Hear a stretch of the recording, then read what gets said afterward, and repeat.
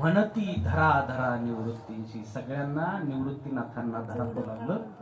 निवृत्ती दादा म्हणतात की हा माझा लहान भाऊ आहे, माझा ज्ञाना, पण असा आहे मला तो माझ्या भावासारखा वाटला नाही. अवज्ञा कधी नाही केली येणे, गुरु शिष्य पण सिद्धी. गुरु आणि शिष्याचं नातं कसं असावं, भावाभावाचं नातं कसं असावं, हे जर समजून घ्यायचं असेल तर कधीतरी निवृत्ती दादाकडे पहा, कधीतरी माऊलींकडे पहा. संत चरित्राचा जर तुम्ही अभ्यास केला तर मला नाही वाटत एखाद्याच्या घरामध्ये भांडण होती. भावाभावाचं नातं कसं असं, गुरु आणि शिष्याची मर्यादा कशी असावी, शिष्यानं गुरुची मर्यादा कशी पाळावी, हे पाहायचं असेल तर तुम्ही ज्ञानदादांकडे, माऊलींकडे आणि निवृत्ती दादांकडे पाहू शकता.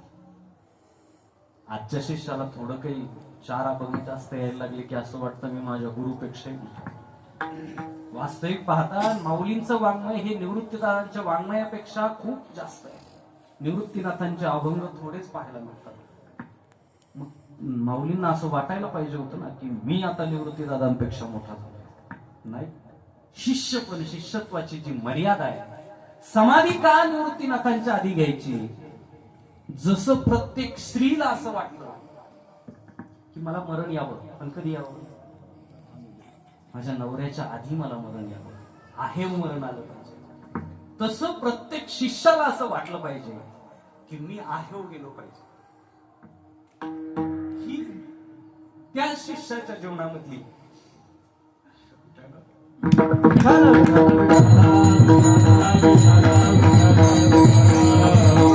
महाराज सांगतायत अवज्ञा कधी नाही केली. एवढा स्वभाव माझ्या माऊलीचा गोड आहे. माय बापे आम्हा त्यजिले जेव्हा.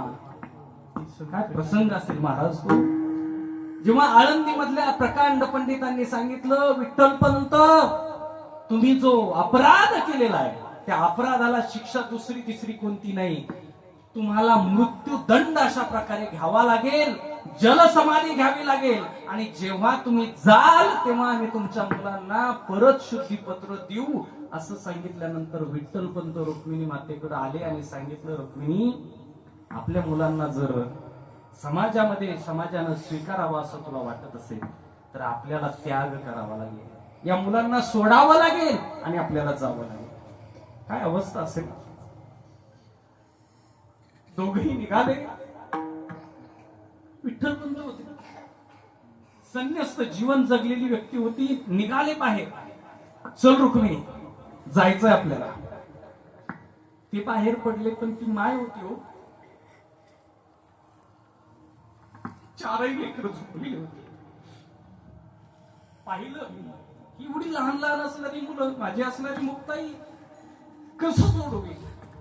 एक एक कडं पाहिलं, अंथरून बाजूला करावं, पांघरून गालावरती छान अशा चुंबन घ्यावं, ती गालाही घेतलं आणि नंतर निवृत्ती दादांना उठवलं. बरं निवृत्ती विजय सांगितले आम्ही जातोय, पण तू मोठा आहेस, तुला यांची जबाबदारी घ्यावी लागेल. आणि हे सांगून जेव्हा निवृत्तीनाथांचा निरोप घेऊन हे दोघही समोर जात होते, निवृत्तीनाथ होते, दोघांच्या पाठ मोऱ्या असणाऱ्या मूर्तीकडे फक्त पाहत, शोक नाही केला. जबाबदारी त्यावेळेस की माझे मायबाप आता मला सोडून जात आहेत, परंतु मला या तिघांना सांभाळायचं. त्यावेळेस ती असणारी निवृत्तीनाथांची अवस्था.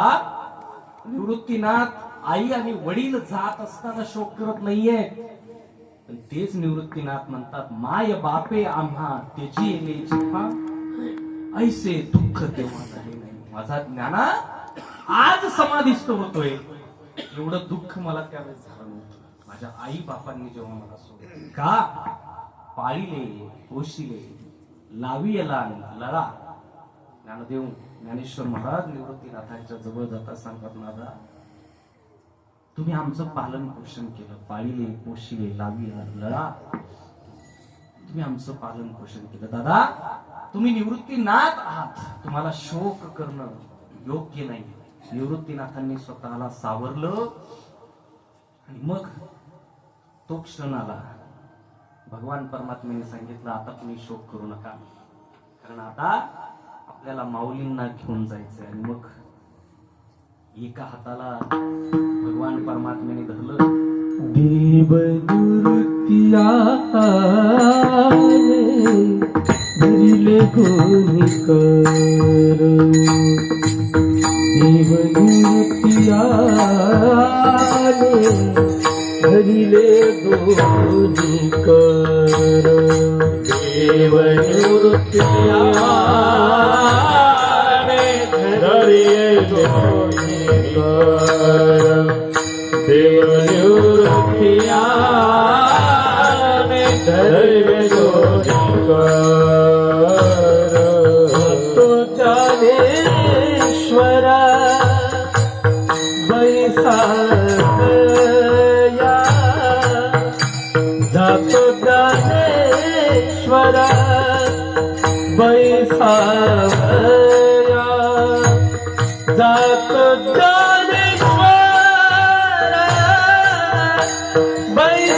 बैसावया, जातो ज्ञानेश्वरा बैसावया,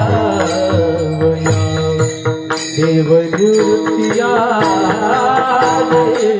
धरिले कोणी कर, देवनिवृत्तिया धरिले कोणी कर.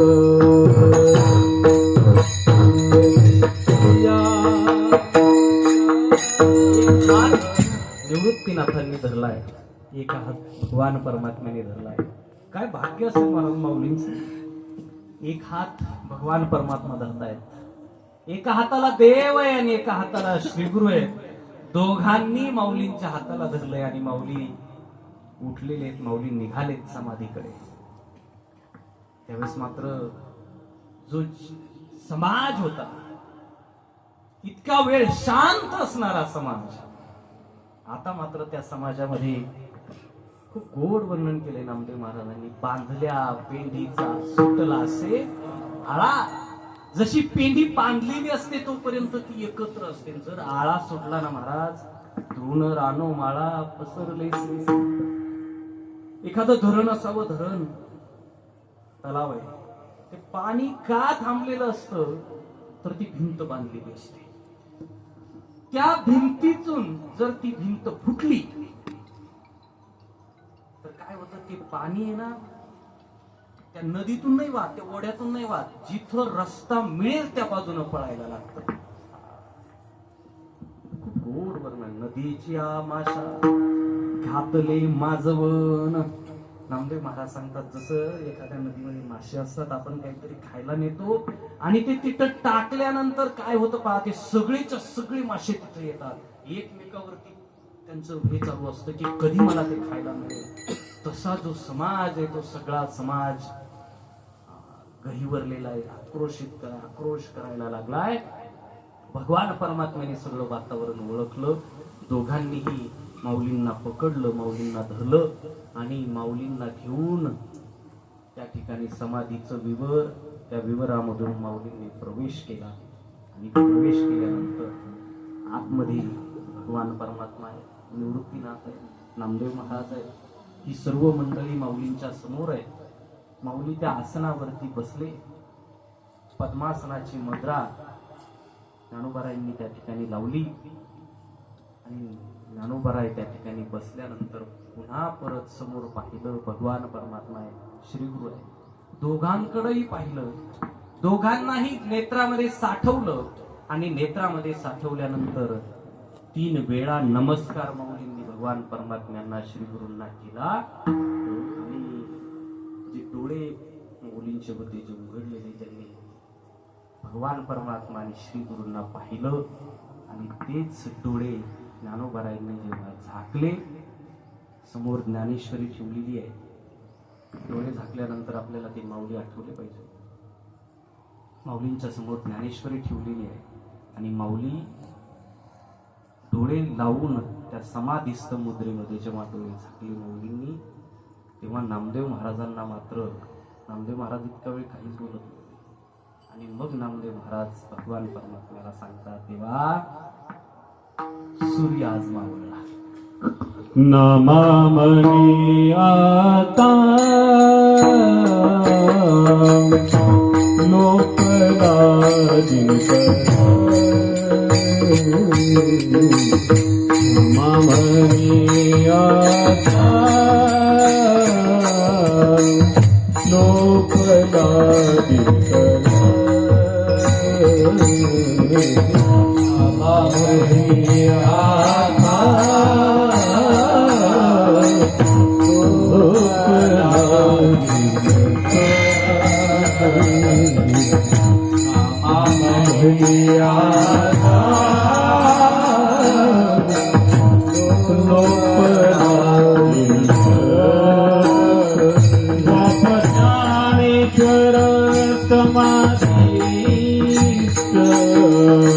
बाप ज्ञानेश्वर बाप ज्ञानेश्वर समाधीत बाप ज्ञानेश्वर समाधीत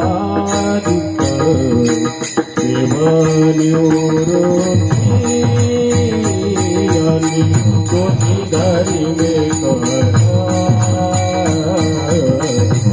देवनिवृत्ती याने धरी मे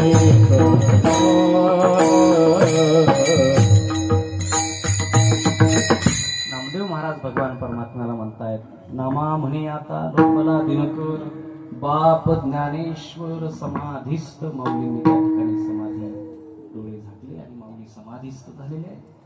माऊलींचा हा समाधी प्रसंग आपण दरवर्षी सांगतो आणि मी नेहमी सांगतो की खरंच आपल्याला असं वाटतं की खरंच माऊली समाधीस्थ आजही होते. ही भावना महाराज असली पाहिजे मनामध्ये. एवढी उत्कट भावना जर असेल ना तर आपल्या जीवनाचं पोट कल्याण झाल्याशिवाय राहत नाही. आणि म्हणून आमच्या आता आपण सगळेजण पुंडलिका झाल्यानंतर माऊलींना पुष्पार्पण करणार आहोत. आता ज्ञानदेव ज्ञानदेव ज्ञानदेव ज्ञानदेव ज्ञानदेव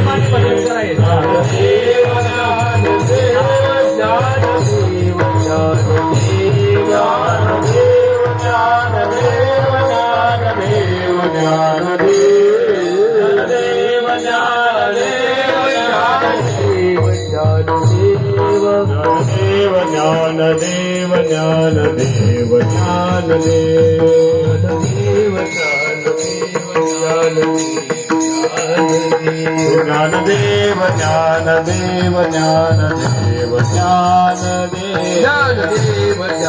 ज्ञानदेव ज्ञानदेव पुंडलिकावर झाली विठ्ठल माऊली ज्ञानेश्वर महाराज. ज्ञानदेव ज्ञानदेव ज्ञानदेव ज्ञान साडी ज्ञानदेव ज्ञानदेव ज्ञानदेव ज्ञानदेव ज्ञानदेव ज्ञानदेव ज्ञानदेव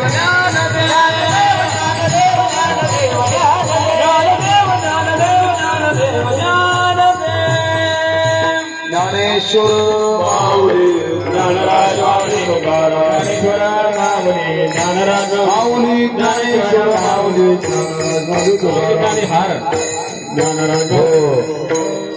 ज्यांची पंगत है मैं जरूर हूँ राजू